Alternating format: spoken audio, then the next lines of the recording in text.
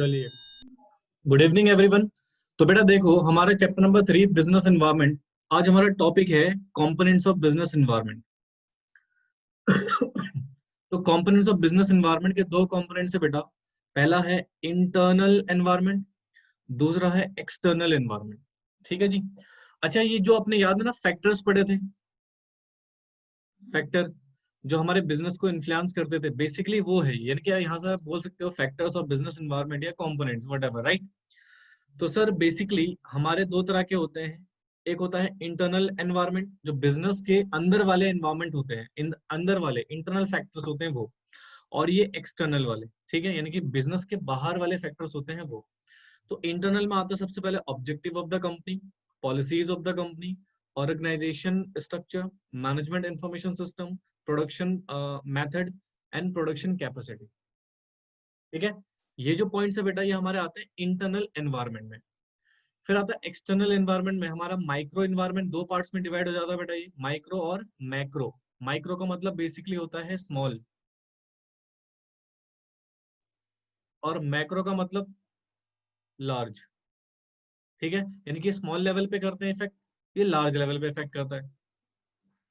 अगर मैं स्मॉल की बात करूं, कस्टमर आ गए, सप्लायर आ गए, कॉम्पिटिटर आ गए, पब्लिक रिलेशन आ गया, एंड द मार्केटिंग इंटरमीडिएरीज आ गया। पब्लिक लिख सकते हो यहाँ पे नॉर्मली, कोई दिक्कत नहीं है। अब मैक्रो में आते हैं economic environment, social environment, technical environment, political environment और लीगल एनवायरनमेंट। अब इन्हीं फैक्टर्स को बेटा हमें काफी डिटेल में डिस्कस करना है, डिटेल में एक्सप्लेन करना है बेटा इन सारे पॉइंट्स को। अब जरा ध्यान से सुनिएगा, इसमें से जो मोस्ट इंपॉर्टेंट है for the exam purpose, this this one is very very important बेटा। ये वाला बहुत ज्यादा इंपॉर्टेंट है, एग्जाम में मैक्सिमम टाइम ये पूछा जाता है। ठीक है जी, ये भी इंपॉर्टेंट है, but the most important concept is this. ठीक है ना, तो इसको फटाफट से नोट कीजिए बेटा। फिर एक एक करके इन पॉइंट्स को हम डिटेल में एक्सप्लेन करते हैं। प्लीज नोट कर लीजिए इसको फटाफट से।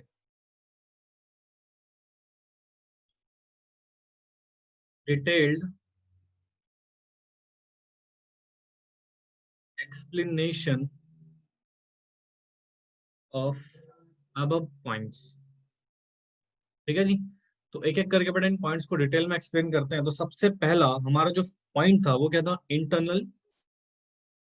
सबसे पहला पॉइंट क्या था बेटा हमारे पास, इंटरनल एनवायरनमेंट। ठीक है जी, इंटरनल एनवायरनमेंट, इसके बारे में डिस्कस करते हैं बेटा। तो फटाफट से मेरे साथ के साथ इसकी थ्योरी नोट कीजिएगा, फिर एक एक करके इन पॉइंट्स को एक्सप्लेन करते हैं। ठीक है बेटा, तो कहते हैं sir, internal environment, internal environment include all those factors, all those factor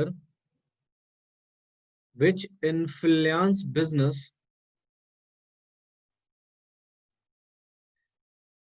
which influence business and present within the business itself। ठीक है जी, तो this is the point. Next point कहता है जी हमसे, these factor are usually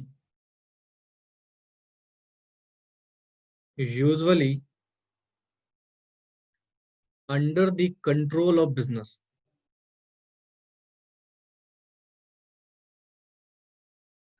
under the control of business। अगला point कहता है, the study of internal, the study of internal factors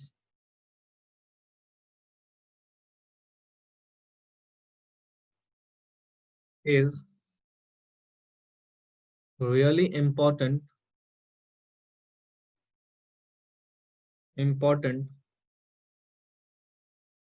for the study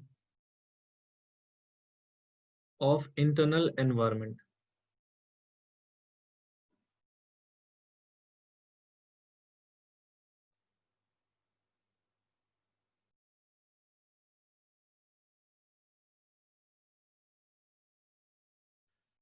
चलिए अब जरा एक एक करके इन पॉइंट्स को समझते हैं बेटा, ध्यान से सुनिएगा प्लीज। देखो क्या कह रहा है। अच्छा मैं अगर बेसिक बात करूं तो इंटरनल का मतलब ही क्या हुआ बेटा, जो बिजनेस के विद इन द बिजनेस हुआ। तो कहते हैं सर इंटरनल एनवायरनमेंट उन सारे फैक्टर्स को इन्वॉल्व करता है जो बिजनेस को इन्फ्लुएंस करते हैं, बट वो कहाँ प्रेजेंट होते हैं बेटा, बिजनेस में इटसेल्फ। ठीक है, यानी कि बिजनेस के इंटरनल पार्ट्स में बेटा ये फैक्टर्स क्या होते हैं, प्रेजेंट होते हैं। सर इन फैक्टर के ऊपर बिजनेस का यूजुअली क्या होता है बच्चे, कंट्रोल होता है। ऑब्वियस ही बात है ना, देखिए आपके मैनेजमेंट में, ठीक है, आपके बिजनेस के ऑब्जेक्टिव में, आपके प्लानिंग में, आपकी पॉलिसीज में क्या डेफिनेटली आपका कंट्रोल रहेगा। हाँ, तो यही तो सारे बिजनेस के इंटरनल फैक्टर्स होते हैं बेटा जो बिजनेस को इन्फ्लुएंस कर सकते हैं। बिल्कुल। कहते हैं the study of internal factors is really important for the study of internal environment. अगर आप इंटरनल एनवायरनमेंट को अच्छे से स्टडी करना चाहते हैं बेटा, उसके लिए आपको इंटरनल फैक्टर्स को समझना बहुत जरूरी है। अच्छा जरा एक छोटा सा एग्जांपल आपके साथ डिस्कस करता हूँ, ध्यान से सुनिएगा प्लीज। एक छोटा सा एग्जांपल आपके साथ डिस्कस करता हूँ, इधर देखो। मान लो एक हमारा बिजनेस चल रहा है, ठीक है, और ये बिजनेस है बेटा, मैन्युफैक्चरिंग बिजनेस है। बिल्कुल ध्यान से सुनिएगा प्लीज। मैन्युफैक्चरिंग बिजनेस है बेटा, तो मैन्युफैक्चरिंग बिजनेस की सबसे बड़ी नीड क्या, रॉ मटेरियल है। रॉ मटेरियल की टाइम पे अवेलेबिलिटी क्या हमारे बिजनेस को इफेक्ट कर सकती है, नहीं कर सकती बेटा, बिल्कुल। अब जरा ध्यान सुना, अगर ये अवेलेबल है टाइमली या फिर नॉट अवेलेबल टाइमली, इसको लिख दो अवेलेबल और यहाँ लिख दो नॉट अवेलेबल। यानी कि टाइमली अवेलेबल है और टाइमली अवेलेबल नहीं है, तो क्या हमारे बिजनेस में प्रोडक्शन पे इफेक्ट पड़ेगा बेटा, बिल्कुल सर। अगर टाइमली अवेलेबल है तो बिजनेस प्रोडक्शन स्मूथली चल रहा होगा तो कोई दिक्कत नहीं होगी बिजनेस में। बट अगर ये टाइमली अवेलेबल नहीं हुआ तो क्या हमारे प्रोडक्शन में प्रॉब्लम हो सकती है। तो बार बार ये इवेल्युएट करना, ये देखना क्या रॉ मटेरियल हमारे पास पर्याप्त मात्रा में अवेलेबल है या नहीं है, कि इंटरनल फैक्टर हो गया बेटा। क्या इस पे हमारा कंट्रोल होता होगा, हाँ जी सर बिल्कुल। ऐसा ही बेटा मैनेजमेंट, हमारे बिजनेस का ऑब्जेक्टिव क्या है। मान लो हमारा जो ऑब्जेक्टिव था माइट भी पहले सही था बेटा, बट आज मान लीजिए उसकी वजह से सोसाइटी में कुछ नुकसान हो रहा है, क्या उसको करेक्ट करना हमारा फर्ज बनता है जी। तो सर ये जितने भी फैक्टर्स बेटा जो बिजनेस के इंटरनल एनवायरनमेंट में होते हैं, राइट, उन सबको बोलते हैं इंटरनल एनवायरनमेंट, यानी कि वो फैक्टर जो बिजनेस को अंदर से प्रभावित करते हैं, that is basically called internal environment. ठीक है जी। आई होप सो बेटा समझ में आ गया हो, प्लीज इसको नोट कर लीजिए फटाफट से, इसको नोट करो फटाफट से बेटा। अब जरा हेडिंग डालो, factor included under internal environment। यानी कि बेटा वो कौन कौन से फैक्टर्स होते हैं जो इंटरनल एनवायरनमेंट में इंक्लूड होते हैं। तो इनका सिर्फ नाम लिख लीजिए बेटा, एक बार नाम लिख लीजिए इनका फटाफट से। वैसे तो ऑलरेडी आप लिख चुके हो नाम। तो सबसे पहला हो गया हमारा ऑब्जेक्टिव ऑफ बिजनेस। दूसरा हो गया बच्चे हमारे पास policies of business. Policies of business. तीसरा हो गया बेटा हमारे पास प्रोडक्शन कैपेसिटी। फोर्थ हो गया हमारे पास production method. Fifth we are having management information system etcetera. और भी बहुत सारे हैं बेटा, दीज आर कॉमनली।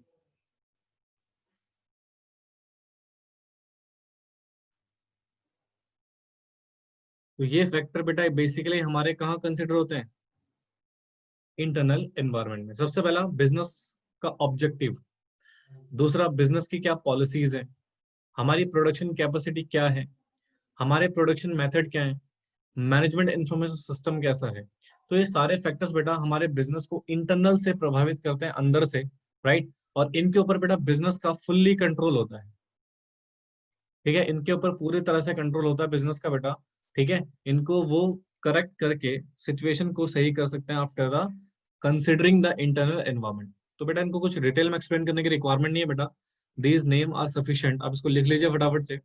फिर हम आगे बढ़ते हैं बेटा एक्सटर्नल एनवायरनमेंट की तरफ, इसको फटाफट से नोट कर लो बेटा। चलिए नेक्स्ट हेडिंग डालिए बेटा एक्सटर्नल एनवायरमेंट, एक्सटर्नल एनवायरमेंट। ठीक है जी, अब इसको डिस्कस करते हैं।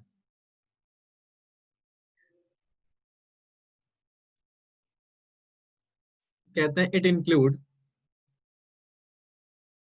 All those factors which influence the business,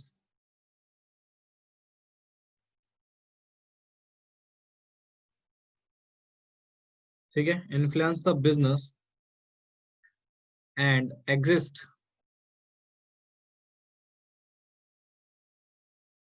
outside the business। ठीक है जी, ये हमारे बिजनेस को इन्फ्लुएंस करते हैं और बिजनेस के आउटसाइड अवेलेबल होते हैं बेटा, ये इनसाइड अवेलेबल नहीं होते। तो जब आउटसाइड है तो क्या लॉजिकली बताओ बिजनेस का कोई कंट्रोल होगा इनमें? No sir, business has no control over these factors, these factor,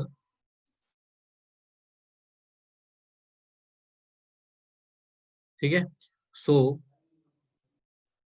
information about these factor is important for the study of external environment। ठीक है जी, तो एक्सटर्नल एनवायरनमेंट को अगर आपको स्टडी करना है देन डेफिनेटली इन फैक्टर को समझना बहुत जरूरी है। तो देखो जरा एक बार देख लेते हैं इसको। कहते हैं इंक्लूड, यानी कि सर एक्सटर्नल फैक्टर जो इंक्लूड करता है वो उन फैक्टर को इंक्लूड करता है जो बिजनेस को इन्फ्लुएंस करते हैं और ये अवेलेबल होते हैं बेटा बिजनेस के आउटसाइड। ठीक है, ये बिजनेस के इंटरनल साइड में नहीं होते बेटा, ये आउटर साइड्स में होते हैं जो बिजनेस को इन्फ्लुएंस करते हैं। ठीक है, फिर कहते हैं इनमें बिजनेस का कोई कंट्रोल नहीं होता बेटा। ठीक है, अच्छा इंटरनल में एक्सटर्नल में क्या फर्क है बेटा? इंटरनल जो विद इन द बिजनेस होते थे, एक्सटर्नल आउटसाइड द बिजनेस होते हैं। इंटरनल में बिजनेस का कंट्रोल होता था बेटा, एक्सटर्नल में बिजनेस का कोई कंट्रोल नहीं होता। और इनके बारे में इंफॉर्मेशन बहुत जरूरी है बेटा, ताकि हम एक्सटर्नल एनवायरनमेंट को स्टडी करके उसको समझ सकें। ठीक है जी, इसको नोट कीजिए बेटा, फिर इसके कुछ बेसिक सिचुएशन पढ़ने हैं हमें, इसको फटाफट से नोट कर लो बेटा। समझ आ गई? देखिए जी, कहते हैं सर जो हमारा फैक्टर है एक्सटर्नल एनवायरनमेंट का, वो दो पार्ट्स में फर्दर डिवाइड हो जाता है बेटा। पहला हमारे पास है माइक्रो एनवायरनमेंट, दूसरा हमारा है मैक्रो एनवायरनमेंट। हालांकि ये स्टार्टिंग में जब चैप्टर हमने ये इनिशियल क्लास में ही समझ लिया था बेटा इसके टाइप्स। तो इसमें सर क्या क्या आते हैं? कस्टमर्स आ गए, सप्लायर आ गए, कॉम्पिटिटर आ गए, पब्लिक आ गई, इंटरमीडिएरीज आ गए। ओ सॉरी ना, एक ही है, दिस इज फिफ्थ। ठीक है, मार्केटिंग इंटरमीडिएरीज। ठीक है, जो मैक्रो एनवायरमेंट्स होते हैं उसमें economical, social, political, technical and legal. अब बेटा इन फैक्टर्स को ना हमें काफी डिटेल में डिस्कस करना है। बस ये लास्ट टॉपिक है बेटा इस चैप्टर का। एक बार ये टॉपिक हमारा कंप्लीट हो जाए फिर ये चैप्टर भी खत्म हो जाएगा। फिर एक छोटा सा कॉन्सेप्ट आपको पढ़ाऊंगा डिमोनिटाइजेशन का, जो आपके सिलेबस में दिया हुआ है। डिमोनिटाइजेशन से क्या बिजनेस पे इफेक्ट पड़ा, तो डिमोनिटाइजेशन पढ़ेंगे और उसका इफेक्शन पढ़ेंगे बेटा बिजनेस में। बस ये चैप्टर फिर हमारा समाप्त हो जाएगा। ये नोट कर लो बेटा फटाफट से, फिर आगे बढ़ते हैं। हेडिंग लिखिए, detailed explanation of micro environment. Micro environment को अब हम डिटेल में डिस्कस करने वाले हैं। ठीक है जी, तो सबसे पहला जो हमारे पास फैक्टर था माइक्रो में, दैट इज कस्टमर। ठीक है, तो एक एक करके मैंने इन पॉइंट्स को डिस्कस करते हैं। तो फटाफट से कस्टमर के बारे में लिखिएगा। कहते हैं customer of an individual unit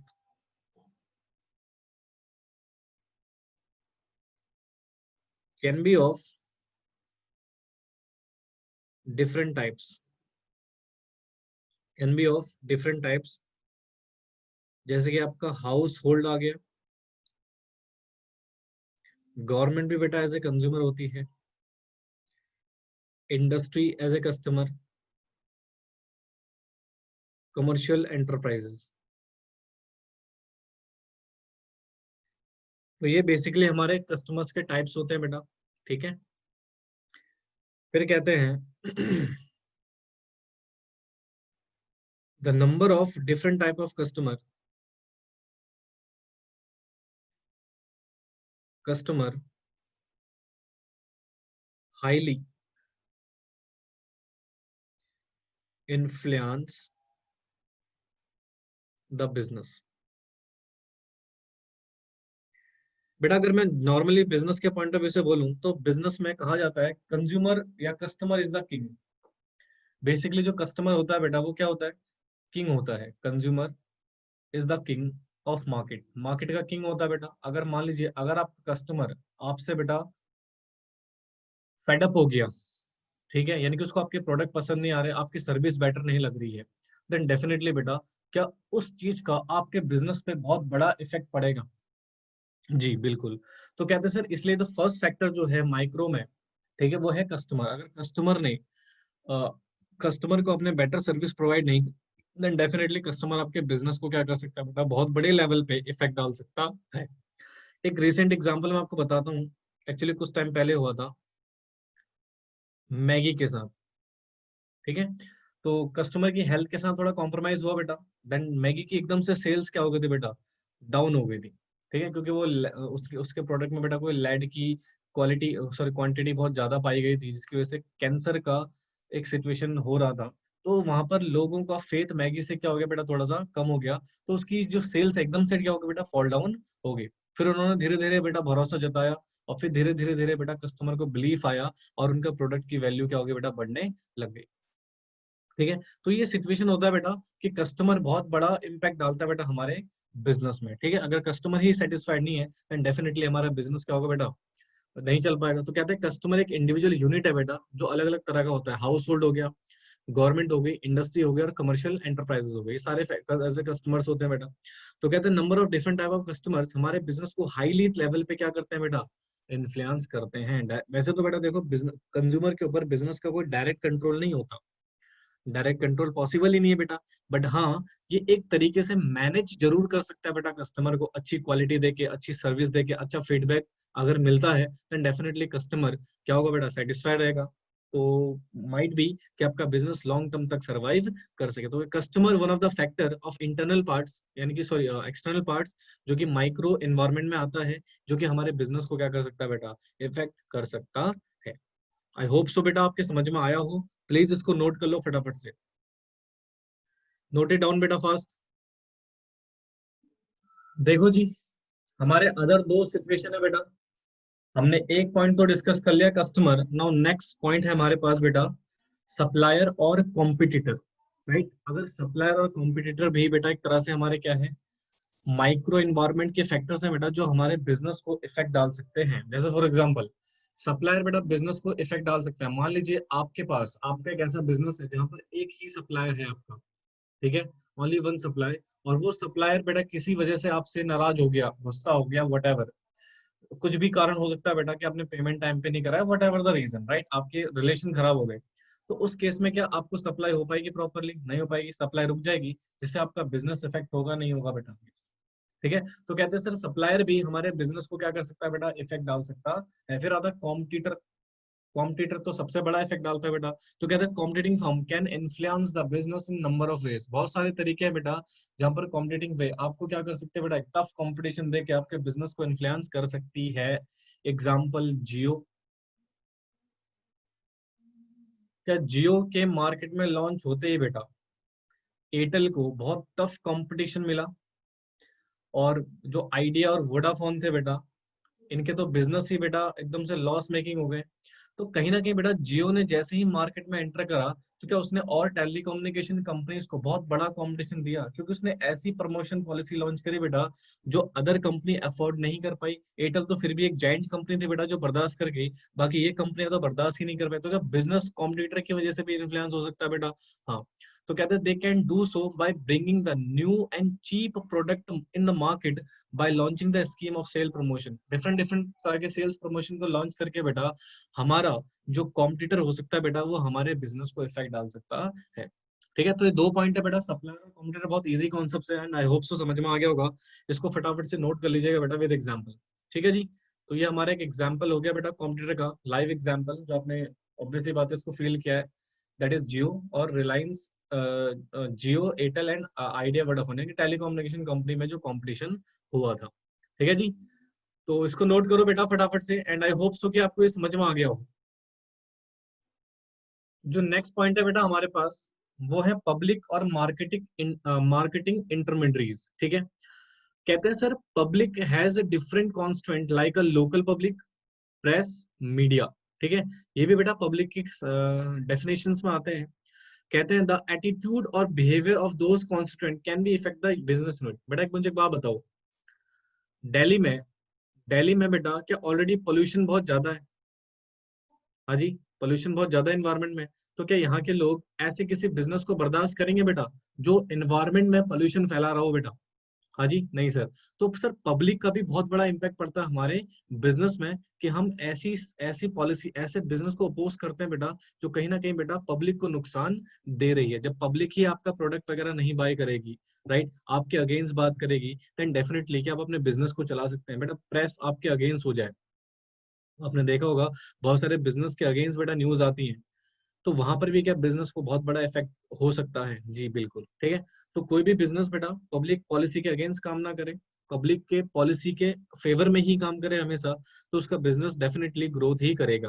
पर अगर वो बिजनेस ऐसी करता है बेटा जो पब्लिक पॉलिसी के अगेंस्ट है, देन डेफिनेटली उसके बिजनेस को नुकसान तो होना तय है। ठीक है जी, अगला होता है मार्केटिंग इंटरमीडियरीज। बेटा मतलब वो इंटरमीडियरी जो हमारे प्रोडक्ट को कस्टमर तक पहुंचाते हैं। ऐसे इंटरमीडियरीज बेटा जो हमारे प्रोडक्ट को किस तक पहुंचाते हैं? कस्टमर तक। तो उनका भी क्या बिजनेस पे बहुत बड़ा रोल होता है बेटा? हाँ, तभी तो बिजनेस यूनिट हमारे डेवलप हो पाते हैं, तभी तो हमारा प्रोडक्ट इतनी दूर दूर तक पहुंच सकता है।